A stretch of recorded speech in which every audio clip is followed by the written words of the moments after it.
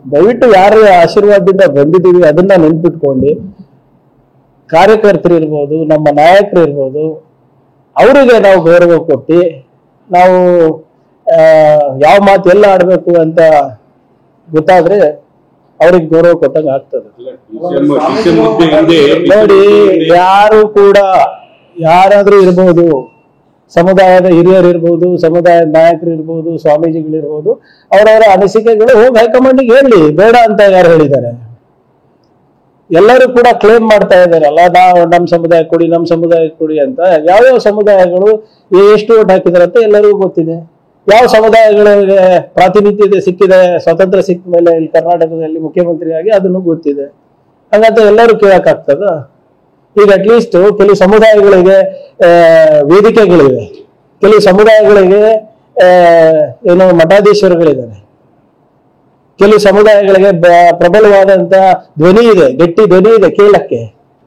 ಕೆಲವು ಸಮುದಾಯಗಳು ಹುಟ್ಲಿಂದ ಕಾಂಗ್ರೆಸ್ಸೇ ಮಾಡ್ತಾ ಇದಾರಲ್ಲ, ಧ್ವನಿನೂ ಇಲ್ಲ, ಮಠಗಳು ಇಲ್ಲ, ಸ್ವಾಮೀಜಿಗಳು ಇಲ್ಲ. ಆಗ ಅವ್ರೇನ್ ಮಾಡ್ಬೇಕು?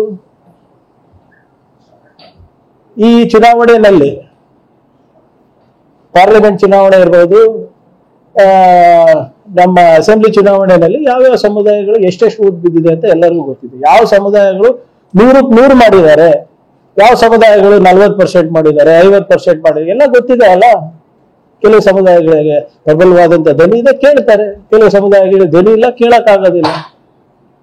ಆದ್ರೆ ಓಟ್ ಮಾತ್ರ 100% ಹಾಕಿದೀವಲ್ಲ, ಹಂಗಂತ ನಾವು ಪಕ್ಷಕ್ಕೆ ನಷ್ಟ ಆಗುವಂತೆ, ಸರ್ಕಾರಕ್ಕೆ ನಷ್ಟ ಆಗುವಂತೆ, ಸಂಘಟನೆಗೆ ನಷ್ಟ ಆಗುವಂತೆ ನಾವೆಲ್ಲ ಮಾತಾಡಿದೀವಿ ಯಾರನ್ನ?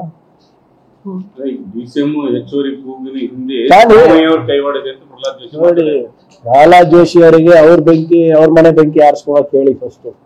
ಈಗಾಗ್ಲೇ ಡೆಲ್ಲಿನಲ್ಲಿ ಹೋಗಿ ಒಂದು ಲಾಬಿ ಕೂತಿತ್ತು, ಇವ್ರ ವಿಜೇಂದ್ರ ಅವ್ರು ಚೇಂಜ್ ಆಗ್ಬೇಕು, ಆರ್ ಅಶೋಕ್ ಚೇಂಜ್ ಆಗ್ಬೇಕು ಅಂತ. ಇವತ್ ನೋಡಿ ಒಂದು ಚಾನೆಲ್ ನಲ್ಲಿ ಅರ್ಧ ಗಂಟೆ ಪ್ರೋಗ್ರಾಮ್ ಹಾಕಿದಾರಲ್ಲ, ಆರ್ ಅಶೋಕ್ ಅವರು ಸಮರ್ಥವಾಗಿ ನಿಭಾಯಿಸ್ತಾ ಇಲ್ಲ ಅಂದ್ಬಿಟ್ಟು. ಫಸ್ಟ್ ಅವ್ರ ಮನೆ ನೋಡ್ಕೊಳಕ್ ಹೋಗಿ, ನಮ್ಮ ಮನೆ ಏನೂ ಆಗಿಲ್ಲ. ಇರ್ತವೆ ಒಂದ್ ಮನೆ ಅಂದ್ರೆ 4 ಮಾತು ಇದ್ದೇ ಇರ್ತವೆ. ಇದೇ ಬಿಜೆಪಿನಲ್ಲಿ ಸಿಎಂ ಕುರ್ಚಿಗೆ 2,000 ಕೋಟಿ ರೂಪಾಯಿ ಕೊಡ್ತಾ ಮಾರಾಟಕ್ಕಿತ್ತು ಅಂತ ಯಾರು ಹೇಳಿದ್ದು?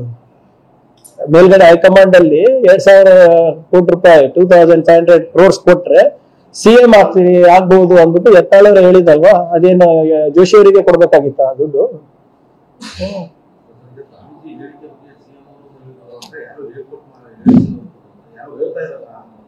ನೋಡಿ, ಈಗ ನಿಮ್ಮ ಅಭಿಪ್ರಾಯ ನಿಮ್ಗೆ ಹೇಳಕ್ಕೆ ನಿಮ್ಗೆ ವಾಕ್ ಸ್ವಾತಂತ್ರ್ಯ ಇದೆ, ಹೇಳಿ, ಅದಕ್ಕೇನಿದೆ? ಇಲ್ಲ, ಯಾರೇನೇ ಇರ್ಬೋದು ಸರ್, ನನ್ನ ಅನಿಸಿಕೆ, ನನ್ನ ಪ್ರಕಾರ ನೀವು ಸಿಎಂ ಆಗ್ಬೇಕು ಹೇಳ್ಬಾರ್ದಾ? ಹೇಳ್ಬೇಕು, ಆದ್ರೆ ಯಾವ ವೇದಿಕೆನಲ್ಲಿ ಹೇಳ್ಬೇಕು ಅಲ್ಲಿ ಹೇಳ್ಬೇಕಲ್ಲ.